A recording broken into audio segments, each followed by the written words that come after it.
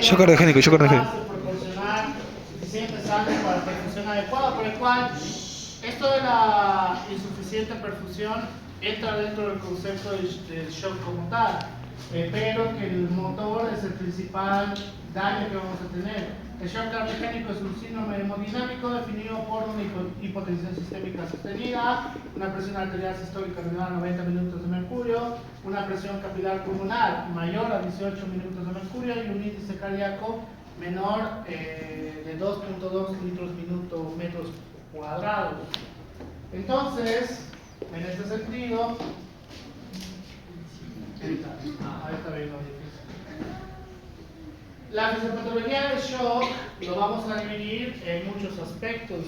Lo vamos a dividir en la parte de la ventilación, lo vamos a dividir en la necesidad de líquidos inotrópicos vasopresores, la disposición de apoyo mecánico y la repercusión, ¿ya?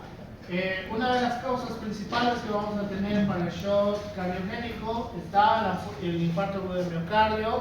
Según los gringos, el código STEMI, que es infarto agudo del miocardio con elevación del segmento ST, en la cual, dependiendo de la característica del infarto agudo del miocardio, si tenemos una disfunción ventricular izquierda, que sea la alteración sistólica o la alteración diastólica.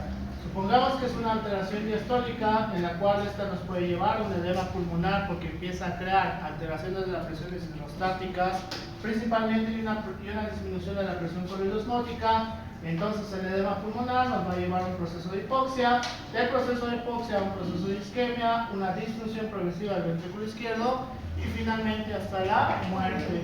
Muy diferente a lo que ocurre en una característica sistólica o alteración sistólica, puede llevarnos a un proceso de SIRS, una disminución del gasto cardíaco, una disminución del volumen del latido, que este proceso nos lleve a hipotensión, disminución de la perfusión periférica, disminución de la perfusión coronaria, que la disminución de la perfusión periférica nos lleve a un proceso de vasoconstricción y una retención de líquidos, que este finalmente nos lleva a una disfunción progresiva del ventrículo izquierdo y que la hipotensión y la disminución de la perfusión coronaria también nos lleva a un proceso de isquemia. Por el cual, esto no se acaba acá. ¿Por qué?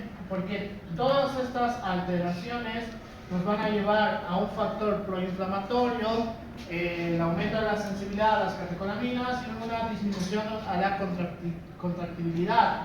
Por el cual, todos estos procesos van a agravar la disminución del gasto cardíaco, la disminución de la perfusión periférica, la hipotensión y toda la parte proinflamatoria, ¿ya? ¿Qué es y por qué lo divide en estas tres partes? Porque como tenemos la alteración del ventrículo izquierdo, la ventilación es inadecuada, por eso inclusive nos lleva al edema pulmonar.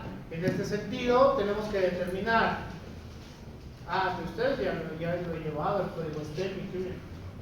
En el código STEMI, la ventilación hay que determinar, el paciente está consciente o está inconsciente. El paciente consciente sí o sí colocar mascarilla de oxígeno con reservorio en la mayoría de los casos. En caso no tenemos mascarilla de oxígeno sin reservorio, y si no, si está inconsciente, Entubar. Bien, intubación endotraqueal. Y sí o sí tenemos que colocar vía a través del paciente con shock cardiogénico. ¿Por qué? Porque el daño en la bomba y la disminución del gasto cardíaco vamos a disminuir el volumen circulante efectivo. Disminuye el volumen circulante efectivo, disminuye el flujo sanguíneo o la velocidad del flujo sanguíneo, perdón. Entonces, los líquidos que coloquemos o los vasopresores va a tratar de llevarnos a revertir la hipotensión, revertir la disminución del gasto cardíaco y con esto evitar que lleguemos a un proceso isquémico. Si evitamos que lleguemos al proceso isquémico, no vamos a llegar a la disfunción progresiva del ventrículo izquierdo.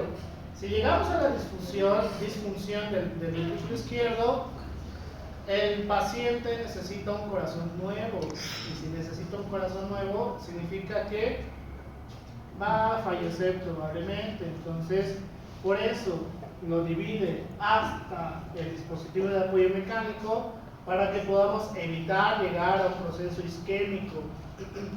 Porque una vez llegamos al proceso isquémico, creamos una disfunción del ventrículo izquierdo, no hay mucho que se pueda hacer con el paciente, ¿ya? Por el cual, para la reperfusión, que ya es colocación de catéter venoso central y demás, en este paciente, a partir de la reperfusión, es colocar sí o sí el paciente con terapia intensiva, con terapia intermedia por lo menos.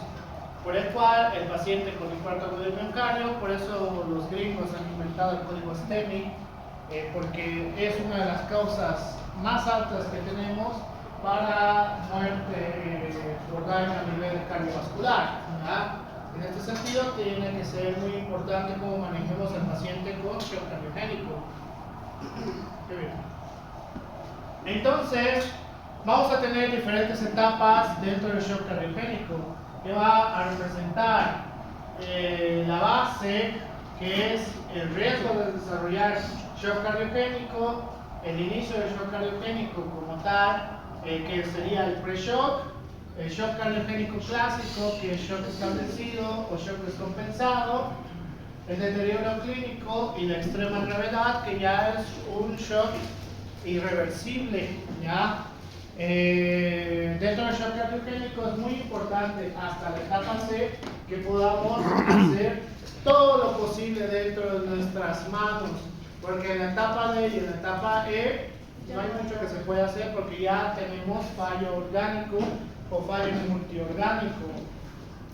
El problema del shock cardiogénico como fallo orgánico es que falla algo que es primordial para la fisiología. Entonces, si falla el corazón, va a empezar a fallar múltiples cosas. En ese sentido, tenemos que tratar de apoyarnos con lo que podamos, con lo que sea que podamos apoyarnos. Normalmente, según la literatura, si necesitamos apoyo de otras especialidades, por ejemplo, el cardiovascular, el cirujano intervencionista cardíaco, etcétera, etcétera, hay que realizarlo. No es exclusivamente de terapia intensiva, por si acaso, tiene que ser un equipo multidisciplinario. Muy bien.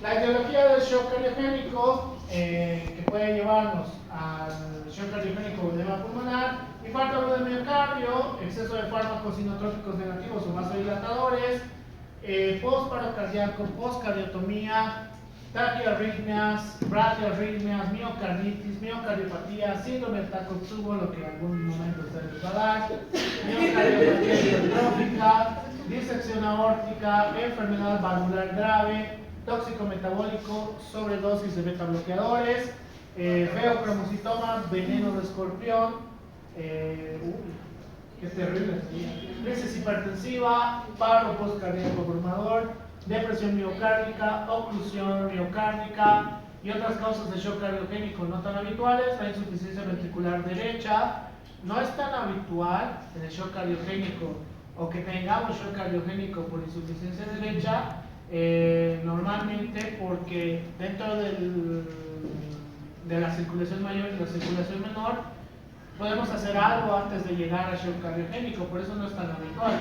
Pero estas dos causas sí nos pueden llevar a que lleguemos a un proceso mucho más agresivo: el infarto agudo del miocardio y el col pulmonar crónico, taponamiento pericárdico, tóxico metabólico con acidosis grave e hipoxemia grave. ¿Para ustedes se les hace tarea? Todavía no hay ninguna. El síndrome de Takotsubo es sumamente peligroso porque está relacionado con la parte hormonal, que es tristeza. Depresión técnicamente no es el término, es tristeza extrema, que recuerden, el síndrome de Takotsubo les puede dar absolutamente por múltiples cosas, desde que la pérdida de un familiar, la pérdida de una mascota, la ruptura de una relación, etcétera, etcétera.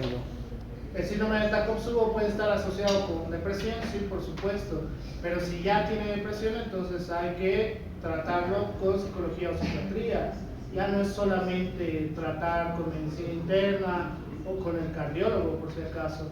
En el síndrome de Takotsubo, la característica hay una disminución de la resistencia vascular sistémica, disminución del gasto cardíaco, por el cual esto nos va a llevar a alteraciones severas y finalmente esta disminución crea una ruptura de los músculos papilares y de ahí es lo chistoso de la parodia o la escena que tienen los Simpsons cuando el abuelo Simpson tiene su pareja que tiene la misma edad y la abandona en su cumpleaños.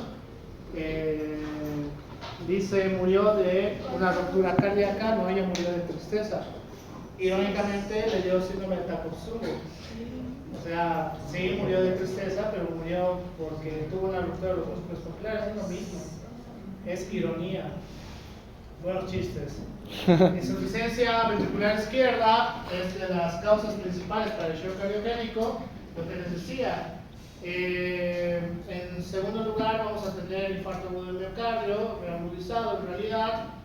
Otras causas, las anteriores que les había mencionado, la ruptura o el taponamiento, el shock del ventrículo derecho, conexión interventricular, que esto es un poquito más raro igual, pero la insuficiencia ventricular izquierda es el que se lleva el premio. Hay una que no estaba acá, pero que en Estados Unidos se ha empezado a reportar. Bueno, en Harrison es un poquito antiguo esta versión, no sé si estará en la nueva. Pacientes que consumen cocaína en grandes cantidades y de manera crónica nos va a ayudar a una insuficiencia ventricular izquierda, por si acaso. Entonces, lo que les digo a los de tercero hasta quinto, si tienen una persona o conocen una persona que tiene problemas con consumir cocaína, vale la pena tomarle un electrocardiograma o un ecocardiograma, van a encontrar algo, es casi seguro que van a encontrar algo, porque altera de manera severa la parte cardíaca, y si es crónico, entonces normalmente los lleva a una insuficiencia ventricular izquierda y una parada cardíaca posterior, por eso fallecen tan rápido estos pacientes, no sobrepasan de los 40 años. Estadísticas. Diagnóstico de shock cardiogénico a través de la sintomatología con hipotensión, oliguria, embotamiento mental, extremidades frías y moteadas, en criterios hemodinámicos, presión arterial sistólica menor a 90 milímetros de mercurio, o un descenso de 30 milímetros de mercurio desde el valor base, es decir, si yo tengo sistólica, mi presión está en 130 y de repente está bajando y ahora está en 100, pues esto también es un criterio hemodinámico de diagnóstico por el shock cardiogénico. Índice cardíaco menor de 2.2 litros minuto metro cuadrado, presión de enclavamiento capilar pulmonar mayor a 18 milímetros de mercurio, que ya hemos aprendido que es la presión de enclavamiento, disfunción miocárdica documentada y exclusión de hipovolemia, hipoxemia y acidosis. ¿Por qué? Porque estas nos llevan a disminución del gasto cardíaco. Doctor, ¿qué es embotamiento mental? Ya. El embotamiento mental, dentro de las características de las 4 esferas mentales, empieza a alterarse 2 esferas mentales principalmente, que al final ya pueden alterarse todas. ¿Cuáles son las 4 esferas mentales? Tiempo, espacio, persona y... Son 4. Contexto. Uy, mierda. Uy. Tiempo, espacio, persona y... Cachetero. Contexto. Situación económica. Situación. Situación La económica. persona tiene que saber qué está ocurriendo. Si de repente dice, no sé, estaba en mi casa y me han traído aquí, está alterado la esfera mental 4, entonces si empieza a alterarse 2, de repente sin ninguna razón aparente, es un mal pronóstico para el paciente, porque está bajando el gasto cardíaco, está bajando el flujo sanguíneo y ya no hay oxigenación a nivel cerebral. Por eso el paciente empieza a tener embotamiento mental. Un gran susto, doctor. No debería. Un perro. No debería llevarte a un shock cardiogénico. No sé, pues. No debería. Fisiológicamente, patológicamente no tiene sentido. Yo digo, Steffi, eso es lo que le decía de los gringos, pensé que lo había puesto en otro. Pero es flujograma, siempre me olvido esa palabra. El flujograma de qué hacer con los pacientes con infarto agudo del miocardio. el famoso código STEMI en los pacientes con infarto agudo de miocardio con elevación del segmento ST. Como pueden ver, hay mucho que tenemos que hacer en estos pacientes. Inclusive en Estados Unidos, cuando se activa el código STEMI, pueden solicitar helicóptero para el traslado inmediato. ¿Por qué? Porque tenemos una hora de oro, que es lo que se le llama. La hora de oro es todo lo que podemos hacer antes de que en un proceso de isquemia pase un proceso de lesión, ¿verdad? Llegamos al proceso de lesión, estamos arruinados porque significa que al paciente hay que colocarle, dependiendo de qué tan severa sea la lesión, una nueva, se me ha ido el nombre, un marcapasos o hacerle un bypass, etcétera, etcétera. Hay muchas cosas que hay que determinar en el paciente. Dentro de la primera hora de oro tenemos que hacer todo dentro de nuestras manos. Nunca he preguntado, che, ahora me dio la curiosidad. ¿En Perú tienen hospitales con helipuertos? O sea, que solamente hospitales de tercer nivel. En mi pueblo, uno. Ya lo refieran. Como Bici City. Entonces, Una en H. ese sentido, pues, no sé si tendrán el código. Según una guía colombiana que ha tratado de ver la calidad médica en todos los países, Latinoamérica representa menos del 40% en calidad. ¿Por qué? Porque sus códigos están mal armados. O sea, obviamente tenemos que adaptar a nuestra realidad, pero algunos literalmente lo copian y lo pegan. Y no, pues, si tienes que llevar, no sé, a un paciente de primer a segundo nivel que no tiene helicóptero, entonces está muy mal armado. Por el cual tenemos que armarlo según nuestra realidad, que la mayoría no lo hace adecuadamente. En ese sentido, el código STEMI es una gran herramienta, pero aplicable para Estados Unidos y Canadá. Ajá. Y México también. ¿Y Europa? México también. Europa tienen otro código. El código STEMI es diferente en Europa. Ellos manejan otra red, porque incluso te pueden llevar a otro país. En Estados Unidos no, te llevan a otro estado, si es necesario. En Bolivia, tierra nomás. En Trujillo. Su frase favorita de ustedes va a ser hora de muerte. No. Terrible. Transferencia mecánica. Uti.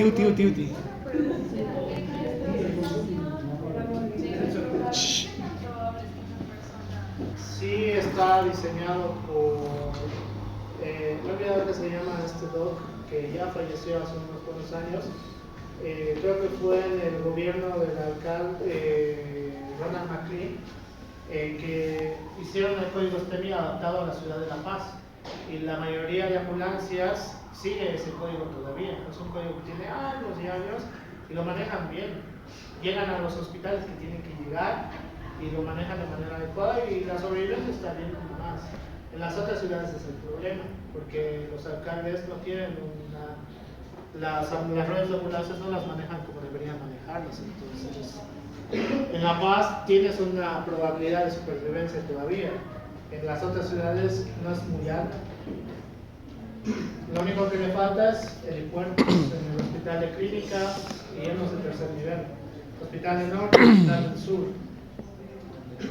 El obrero no tiene el espacio.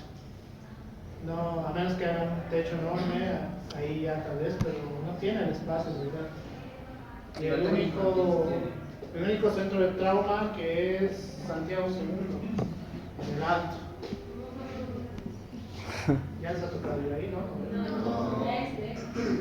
No sé dónde es, si les soy sincero, pero es el único centro de trauma que tiene todo a disposición. Tiene todo a disposición. Llegan ahí de manera frecuente por accidentes de tránsito de trauma. Pero pues hay que mejorar. Esto me olvidaba.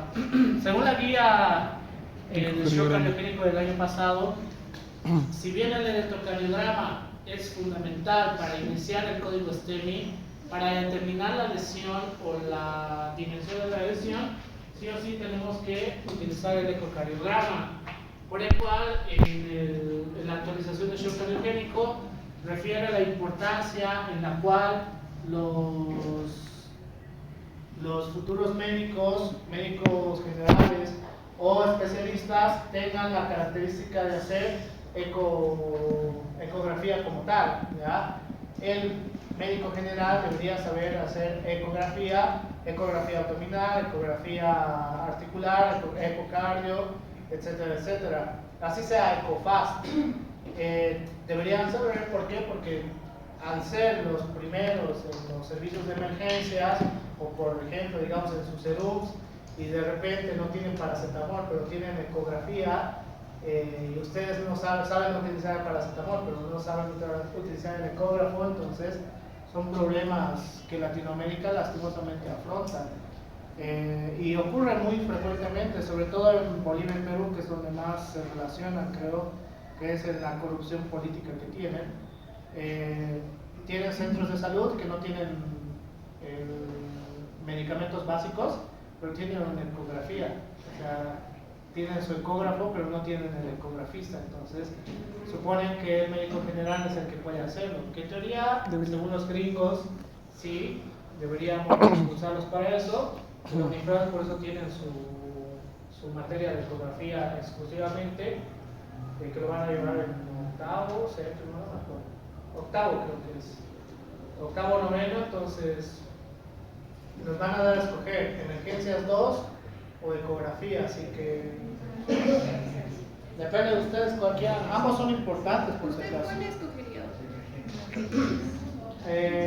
Ya con la experiencia que tengo, ecografía. Ah, ya. Ya, pero si no sé nada, si realmente no sé hacer nada ni práctico, emergencias. Pero recuerden, si son, ahorita son 4 paralelos, ¿no? Por si acaso aviso.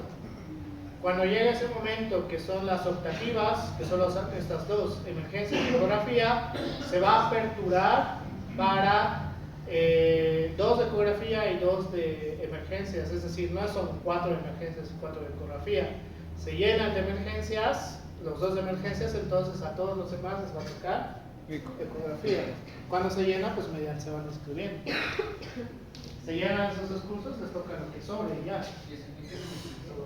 No me acuerdo, creo que es séptimo o octavo según yo.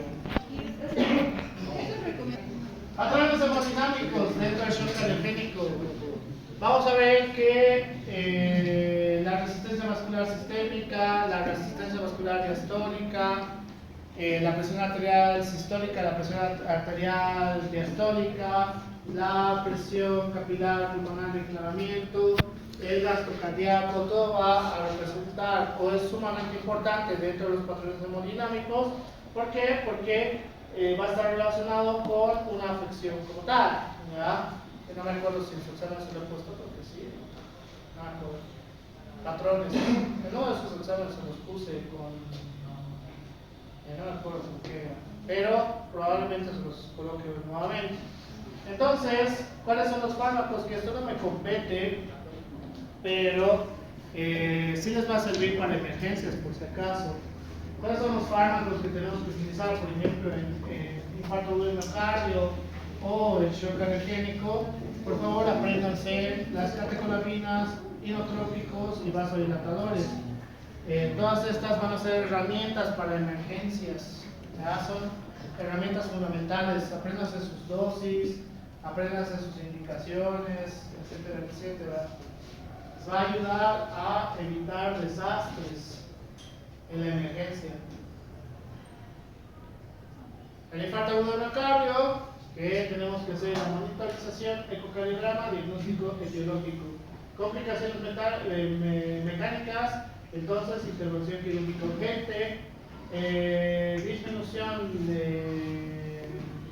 del factor de eyección del ventrículo derecho, líquidos de estimulación como tal, angioplastía, trombolisis, ¿es posible, sí o no? Shock cardiogénico, ¿sí? Entonces necesitamos activar el código STEMI directamente. Tratamiento, factores asociados, hipovolemia, arritmias, acidosis, hipoxia, uso de inmunotrópicos, contrapulsación intraórtica, soporte mecánico adicional y el tratamiento definitivo que es trasplante cardíaco, casi imposible en Latinoamérica. En Perú no sé qué tal será la estadística. Corazón, pero. O sea, en Latinoamérica si necesitas un corazón vas a morir, básicamente. Es que yo sé, pues yo La sé. evaluación del laboratorio y el tratamiento. ¿Quién ahora puedo hacer más casos clínicos? Oh. Ahí nomás. Ya han entrado. Ya han entrado. Oye, no seas pendejo. Ya han entrado al ritmo de saber todo. Tipos de deshidratación. ¿Por qué los tipos de deshidratación? Hablando de shock hipovolémico más que todo. Baja la bola. La evaluación de la deshidratación de la Organización Mundial de la Salud, principalmente en pacientes con diarrea, estado general o por ser pliegue cutáneo, la decisión y el tratamiento. Es muy importante esto y esto sí lo van a usar para toda la vida, por si acaso. La evaluación de la deshidratación y el tipo de tratamiento que tenemos que utilizar. No está acá, ¿qué ven? El plan A, los pacientes, es por vía oral, sueros, sales de rehidratación. ¿Ya? En el plan B está, plan A es solamente hidratación a través de agua, etcétera, etcétera. Plan B es sueros de rehidratación oral. Si no puede tolerar, vamos a pasar a un plan C, que es sueros, ¿ya? Sueros. Entonces, en eso se dividen el plan A, plan B y plan C. El determinar la causa o aparentemente en qué estado esté, que bien, todos están en casos clínicos. No. Paciente X determine su deshidratación, No. determine el plan. No. Fácil. Pero nos está dando las fijas, lo bueno. ¡Bravo!